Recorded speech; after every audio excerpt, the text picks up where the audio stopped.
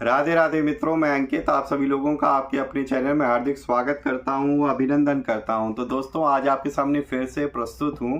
आज के इस सेशन में हम लोग डिस्कस करेंगे कि हमारे पास सब लोग बोलते हैं कि अगर आपको कोई बिगिनर है तो उसको सबसे पहले गीता पढ़नी है। तो आप इस गीता प्रेस की पुस्तक आती है गीता माधुर्य, इतनी पतली सी पुस्तक है और इसमें अगर पृष्ठों की बात करें तो इसमें दोस्तों जो है मात्र 160 पृष्ठ हैं। तो इससे स्टार्ट करना चाहिए और मैंने आपको इसके रिव्यू में भी बताया था और पूरे अध्याय आपको पढ़ के सुनाए थे। तो दोस्तों, इसमें जो है आप लोग देख सकते हैं कि हर एक अध्याय से जो है आपके पास प्रश्न उत्तर के फॉर्म में इसमें जो है गीता के हर एक अध्याय को समझाया गया है और ये पुस्तक मात्र 25 रुपए की आती है। और यह हमारे पास स्वामी राम सुखदास जी के द्वारा लिखी गई है। तो अब ये पुस्तक भी हमारे पास प्रश्न उत्तर के फॉर्म में हमारे पास गीता को समझाया गया है। और एक और पुस्तक है जिसका मैंने रिव्यू किया था, ठीक है, जो है गीता बाल प्रश्नोत्तरी, ठीक है। तो ये भी बिगिनर्स के लिए, बच्चों के लिए है और ये भी आप बच्चों को भी, इसको भी आप पढ़ा सकते हैं। पर बहुत ही छोटे बच्चे हैं, स्टार्टिंग है, और जो बिगिनर हैं चाहे बड़े हो चाहे छोटे हो, ठीक है, उनके लिए ये दोनों ही पुस्तक हैं। पर क्या अब वाली बात आती है, पहले में हम ये पढ़ना चाहिए कि पहले ये पढ़ना चाहिए, कौन सी पुस्तक जो है हमको पहले पढ़नी चाहिए, ठीक है, ये हमारे पास प्रॉब्लम है। तो इसमें भी जो है दोस्तों प्रश्न उत्तर के फॉर्म में ही जो है यहाँ पे बताया गया है गीता के बारे में, श्रीमद् भगवद गीता के बारे में बताया गया है दोस्तों। तो आज हम यही आपको दोनों पुस्तकें ओपन करके दिखाऊंगा, एक एक चैप्टर, कि क्या डिफरेंस है, कौन सी आप पहले पढ़ें और कौन सी बाद में पढ़ें, ठीक है दोस्तों। और यह आपकी खुद की भी चॉइस हो सकती है कि आपको कौन सा पढ़ना है। तो आप ये वीडियो को पूरा देखिएगा और आप खुद जान पाएंगे, खुद आप अनुमान लगा पाएंगे कि हमें कौन सी पढ़नी चाहिए, गीता माधुर्य पहले पढ़नी चाहिए या गीता बाल प्रश्नोत्तरी पढ़नी चाहिए, या आप इनमें से कौन सी स्किप करके कौन सी पुस्तक को आप डायरेक्टली पढ़ सकते हैं, ठीक है। तो ये भी आपको अनुमान लग जाएगा, ठीक है दोस्तों। चलिए बिना देर करते हुए लोग स्टार्ट करेंगे। तो चलिए प्रेम से बोल दीजिए जय श्री गणेशाय नमः। चलिए शुरू करते हैं। तो ये देखिए दोस्तों, पहले मैं दिखा रहा हूँ आप लोगों को गीता माधुर्य। तो ऑलरेडी रिव्यू किया है, सब लोग देख चुके हैं, बट जब यहाँ पे कंपैरिजन कर रहा हूँ, ठीक है, तो आपको दोबारा से दिखा रहा हूँ, ठीक है। यहाँ पे मूल्य वगैरह का डिस्कशन नहीं है, यहाँ पे बता रहा हूँ कि मूलभूत यहाँ पे जो स्ट्रक्चर है, ठीक है, बताया गया है वो किस तरीके से। तो अब यहाँ पे देखिए, यहाँ पे पूरे के पूरे गीता के 18 अध्याय यहाँ पे दिए गए हैं और श्री राम सुखदास जी द्वारा ही है ये। और यहाँ पे आप देख सकते हो, तो यहाँ पे देखिए प्रश्न उत्तर के फॉर्म में ही सारा बनाया गया है। बट यहाँ पे विशेष बात क्या है कि इसमें राम सुखदास जी ने कि गीता के हर एक अध्याय में जो श्लोक दिए हुए, श्लोक से एक एक श्लोक से जितने भी प्रश्न बन सकते हैं, ठीक है, मतलब किसी के भी मन में जो प्रश्न आ सकता है उन प्रश्नों के माध्यम से उस श्लोक को एक्सप्लेन किया गया है, ठीक है। जैसे अभी आपने जिस कर्मयोग में काम के नाश के लिए प्रेरणा की है, उस कर्मयोग की क्या परंपरा है, तो ये चौथे अध्याय के प्रथम श्लोक से निकाला गया, उसका अर्थ एक्सप्लेन करके यहाँ पे उन्होंने खुद से बताया है, ठीक है। तो ये वाली जो पुस्तक है वो मेनली फोकस करती है कि हर एक अध्याय में जो श्लोक हैं और श्लोक से जो प्रश्न बन सकते हैं उन प्रश्नों का यहाँ पे एक्सप्लेनेशन दिया है उत्तर के फॉर्म में, ठीक है।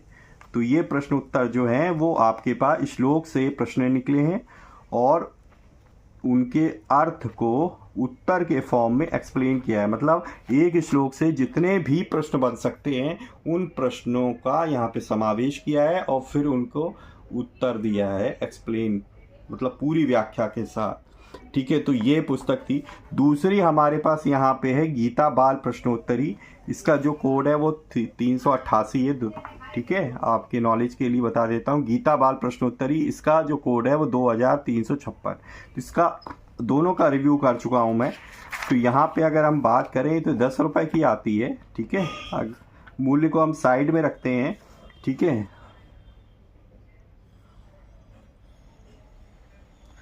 ठीक है, तो यहाँ पे जो ये गीता जी है, ये मूल हिंदी अर्थ सहित तो जयदयाल गोविंदका जी की जो पुस्तक आती है गीता पढ़ने के लाभ, ठीक है, और स्वामी श्री राम सुखदास जी की पुस्तक गीता ज्ञान प्रवेश का आदि से संकलन किया गया है, ठीक है। तो दोनों ही पुस्तक हैं, दोनों का रिव्यू मैं ऑलरेडी कर चुका हूँ दोस्तों, गीता ज्ञान प्रवेश का और गीता पढ़ने के लाभ, ठीक है। गीता ज्ञान पढ़ने के लाभ तो बहुत ही छोटी सी पुस्तक है, पॉकेट साइज वाली। तो यहाँ पे अगर हम बात देखें तो यहाँ पे भी देखिए पूरे 18 अध्याय दिए हैं और स्टार्टिंग में गीता बाल प्रश्नोत्तर ही है।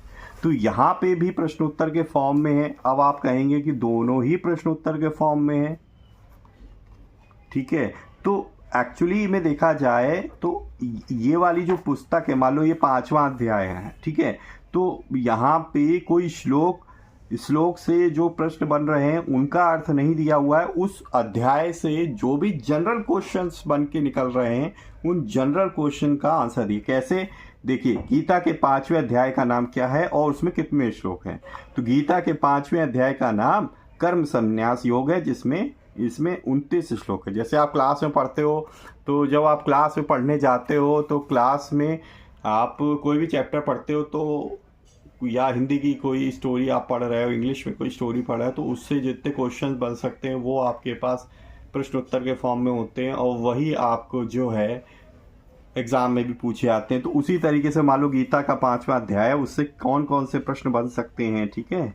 तो वो चीज़ बताई गई है। जबकि गीता माधुर्य में क्या है कि एक श्लोक से जितने प्रश्न बनते हैं उनकी व्याख्या की गई। तो इसमें मतलब यहाँ पे आप देखें तो श्लोक और श्लोक के अर्थ को ही प्रश्न उत्तर शैली में बताया गया है।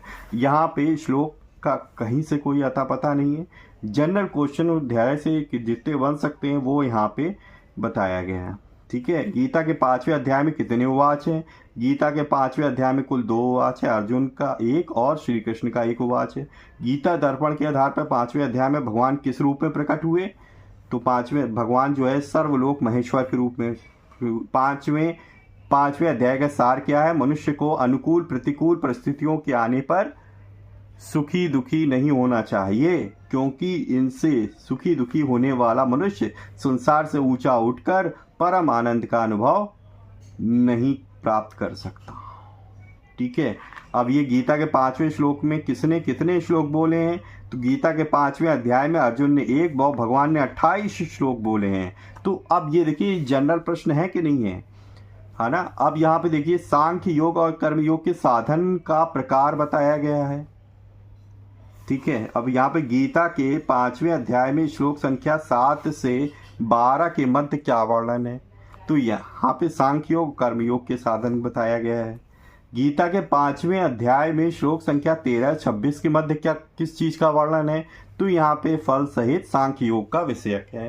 तो जनरल क्वेश्चन है। तो आप क्या कर सकते हो, जब आप गीता पढ़ें या आप गीता पढ़ लें तब भी जो है इन क्वेश्चंस को आप मैच करा सकते हैं कि जो क्वेश्चन में अर्थ बताया गया, जो श्लोक है वो किस से रिलेटेड है, ठीक है। तो बहुत सारी चीजें, अब जैसे यहाँ पे क्वेश्चन है कि विषय भोग का रहस्य क्या है, तो इस अध्याय में बताया गया है, तो उस रिलेटेड ही प्रश्न है। इंद्रिय और विषयों के सहयोग से उत्पन्न होने वाले जो सब भोग हैं विषयी पुरुष को तो सुख रूप दिखते हैं, लेकिन वह वास्तव में दुखों का कारण है।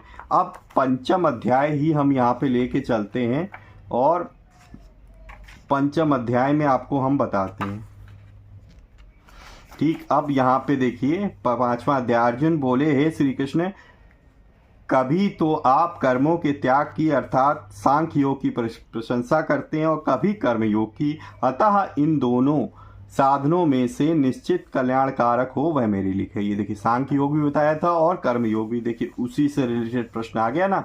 अब भगवान बोले सांख्य योग और कर्म योग ये दोनों ही श्रेष्ठ हैं, परंतु इन दोनों में सांख्य योग की अपेक्षा कर्म योग श्रेष्ठ है। कर्म योग श्रेष्ठ क्यों है भगवान? तो यहाँ पे अर्जुन और श्री कृष्ण के बीच में जो आपस में संवाद हुआ है श्लोकों के माध्यम से, उसी को यहाँ पे प्रश्न उत्तर के फॉर्म में बताया गया है। तो कर्म क्यों श्रेष्ठ है भगवान? हे महाभाव, जो किसी से भी राग और द्वेष नहीं करता वह कर्मयोगी नित्य ही सन्यासी जानने योग्य है, क्योंकि द्वंद्वों से रहित होने से वह सुख पूर्वक संसार बंधन से मुक्त हो जाता है। तो इस तरीके से आप देखिए, मतलब दोनों बुक अच्छी हैं और दोनों ही जो है अपनी अपनी जगह पर हैं, ठीक है। तो ये जो पुस्तक है ये आपके पास हर एक अध्याय के जनरल क्वेश्चंस के आंसर देती है, और ये आपको श्लोक और श्लोक के अर्थ को प्रश्न उत्तर शैली में एक्सप्लेन करती है। तो ये डिफरेंस है दोस्तों। और अब वाली बात आती है कि कौन सी पढ़नी चाहिए पहले, कौन सी बाद में। तो मेरे ख्याल से बच्चों के लिए या आपके लिए भी आप ये पुस्तक पहले पढ़ सकते हैं, और उसके बाद आप गीता माधुर्य भी पढ़ सकते हैं, ठीक है। फिर आप जो है गीता माधुर्य पढ़ें, और गीता माधुर्य के बाद आप कोई भी गीता आगे आप पढ़ सकते हैं। गीता प्रबोधिनी पढ़ सकते हैं, जो कि राम सुखदास जी की ही हैं, ठीक है दोस्तों। और बाकी फिर आप जब मेन गीता पढ़ लें, उसके बाद भी अगर आप इसको मैच करने के लिए पढ़ेंगे तो आपको और भी सटीकता से जानकारी मिलेगी। तो ये था दोनों का कंपैरिजन वीडियो दोस्तों। आप लोगों को कैसी लगी आज की वीडियो, प्लीज़ कमेंट बॉक्स में ज़रूर बताइएगा, ठीक है दोस्तों। और आपकी इन दोनों पुस्तकों को डिटेल में देखने के बाद आपके क्या विचार हैं, प्लीज़ आप लोग जो है कमेंट बॉक्स में ज़रूर बताइएगा दोस्तों, ठीक है दोस्तों। तो राधे राधे दोस्तों। इसी तरीके से भगवान की भक्ति करते रहिए, अपने परिवारजनों मित्रों के साथ खुशी खुशी प्रसन्नचित होकर जीवन व्यतीत करिए, और हाँ, हमेशा की तरह किसी न किसी एक पर्सन की हेल्प करने की जरूर कोशिश करिए दोस्तों। पहली बार चैनल पे आए तो चैनल को सब्सक्राइब कर लीजिए, ताकि इसी तरीके की वीडियो की इन्फॉर्मेशन आपको तुरंत मिल सके। तो बेल आइकन को जरूर प्रेस करिए दोस्तों, ठीक है। वीडियो देखने के लिए बहुत बहुत धन्यवाद आपका। मिलेंगे इसी तरीके की और वीडियो में, तब तक के लिए जय श्री राम, राधे राधे मित्रों।